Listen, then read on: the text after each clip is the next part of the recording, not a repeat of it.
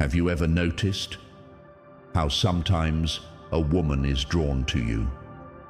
Not just casually interested, but deeply captivated, almost magnetically. Is it your looks, your confidence, your charm, or could it be something far more subtle? Something she doesn't even understand herself. Marcus Aurelius once wrote, "The soul becomes dyed with the color of its thoughts." What if the reason she's drawn to you has less to do with what you show on the outside, and more with what you reflect back to her inner world? In today's video, we'll explore a Stoic lens on attraction. Specifically, 2 powerful reasons why a woman may fall for you. Not for your words, not for your smile, but because of how you mirror what's missing in her life. We'll break down the hidden drivers behind romantic pull, how your masculine presence can stir emotions she's kept buried, and why you might unknowingly become a symbol of strength, peace, or freedom. Qualities she craves but hasn't yet claimed. It's not magic. It's not luck. It's psychology, filtered through the lens of ancient wisdom.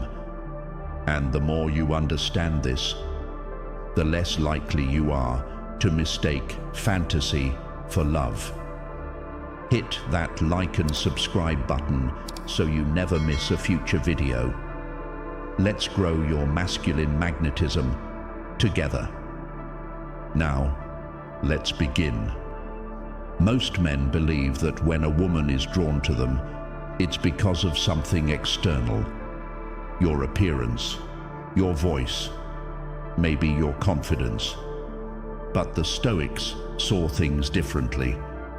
Marcus Aurelius once said, "Everything we hear is an opinion, not a fact. Everything we see is a perspective, not the truth." So what if her desire isn't truly about you? What if she's pulled toward the part of you that reflects something she's missing? You see, deep inside, every woman carries shadows, hidden pieces of herself she's forgotten, rejected, or never allowed to fully become. These fragments don't disappear. They wait, they whisper, and sometimes they scream. And when you walk into her life with presence, strength, grounded masculinity, you stir something inside her she didn't even know was asleep. You don't just attract her, you awaken her. Imagine this. She's lived carefully, always responsible, always planning, always in control. But secretly, she's tired of it, tired of the pressure, tired of always holding it together. Then you show up. You're calm, but not cold. You're clear, but not rigid. You walk like a man who knows who he is, even if you say nothing. And to her, that's magnetic, because it feels like home. Or more accurately, like the version of herself she abandoned long ago. Suddenly, you become the symbol of something she's never given herself permission to be. Free, wild, grounded, alive. This is the first reason she falls in love with you. You represent what she lacks. It's not just about opposites, it's about revelation. Opposites attract, yes, but deeper than that, opposites expose the gap between who she is and who she wants to be. A chaotic woman may be drawn to your discipline. An overly emotional woman may crave your inner stillness. A woman lost in endless choices may find comfort in your unwavering clarity. But here's the warning. If she doesn't recognize that what she craves in you is something she could develop within herself, she may begin to cling, not out of love, but out of unconscious need. She may start to depend on your presence like a drug, because you're not just a man to her now. You're a mirror, a guide, a fantasy. And fantasies, my friend, are fragile. The moment your humanity disrupts her ideal, when your flaws appear, when your shadows show, the illusion begins to fracture, and the love that once felt powerful suddenly feels uncertain. Because she didn't love you, she loved the part of herself that you unknowingly represented. And when that part is no longer safe in your presence, she recoils. That's the danger of projection. It builds an emotional connection on borrowed meaning. You were never meant to be her missing piece, but she made you into it. And now the pressure is on you to hold up a reflection you never asked to carry. Stoicism teaches us that no external thing should define our peace. Not praise, not criticism, and certainly not someone else's idea of who we should be. A man who understands this doesn't collapse under the weight of someone else's fantasy. He stays rooted because he knows her desire is not his identity, her admiration is not validation, and her projection is not his responsibility. So what do you do when you sense this happening? You stay grounded. You observe without feeding the illusion. You show up as you are, consistently, clearly. And if she loves that, that's real. But if she withdraws when your image no longer serves her inner need, you let her go, because you were never the solution. You were just the reminder. If this message opened your eyes, hit like and subscribe now. The journey to becoming an unshakable man starts with self-awareness. Here's a question for you. Have you ever been placed on a pedestal only to be rejected when you showed your true self? Let's hear your story in the comments. There is a strange kind of affection where a woman gets pulled toward you, not for what you say or how you look, but for something deeper, something unseen. She feels like she's known you forever, as if you didn't just walk into her life, but returned from some vague, forgotten memory. To you, it's just a moment, but to her, it's an awakening. Marcus Aurelius once wrote, "Take charge of your mind, or someone else will." And sometimes what you unknowingly awaken is an image she's carried her whole life. Stoics understand that within each person live archetypes, inner blueprints shaped by childhood, by parental figures, by culture, myth, and unspoken emotional needs. Every woman carries within her a quiet image of the man she longs for, not the man society told her to want, but the one she felt in moments of awe, fear, or need. It could be the strong father she admired, a silent protector in a book, a figure who made her feel safe, alive, or simply seen. She doesn't realize this image exists, but it's there, dormant, waiting. Then one day, she meets you, and for reasons she can't explain, you match. Not in appearance, not even in personality, but in essence, in vibe, in the way your presence shifts the air around her. She doesn't know why, but there's something about you that makes her feel like she's coming home. She'll say, "It feels like I've known you forever." But this isn't destiny.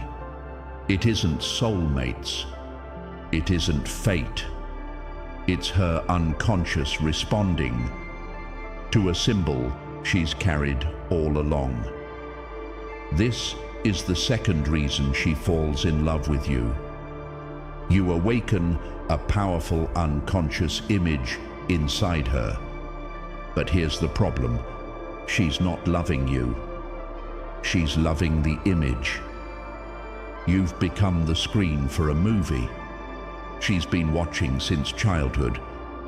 At first, it feels incredible. You feel wanted, admired, elevated, but then it changes. You're no longer free to be human. You're not allowed to have flaws. You can't stumble. You can't evolve, because every change disrupts the fantasy, and when that fantasy begins to crack, so does the connection.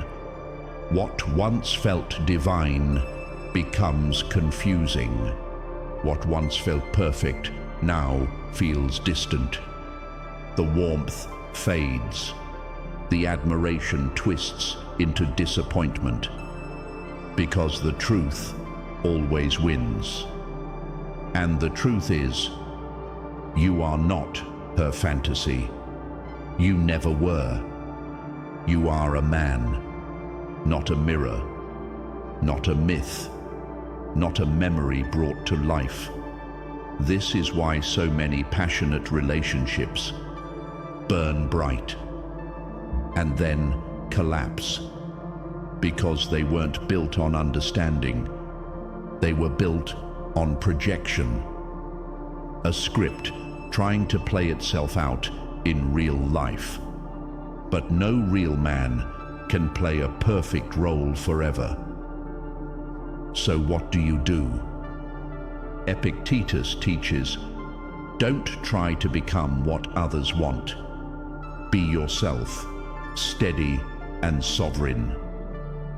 As a man, you must see when you're being turned into a symbol. You must choose presence over performance, truth over image. Step off the stage if you must. You owe her no illusion. And if she stays after the mask comes off, that's real. But if she leaves when the image fades, then she wasn't in love with you, only the idea of you. If you've ever felt like a projection of someone else's dream, hit like and subscribe. The journey to becoming a free man starts with knowing who you are. Have you ever felt that a woman loved a part of her past, not the man you are today? Let's talk about it in the comments. Some relationships leave deep wounds.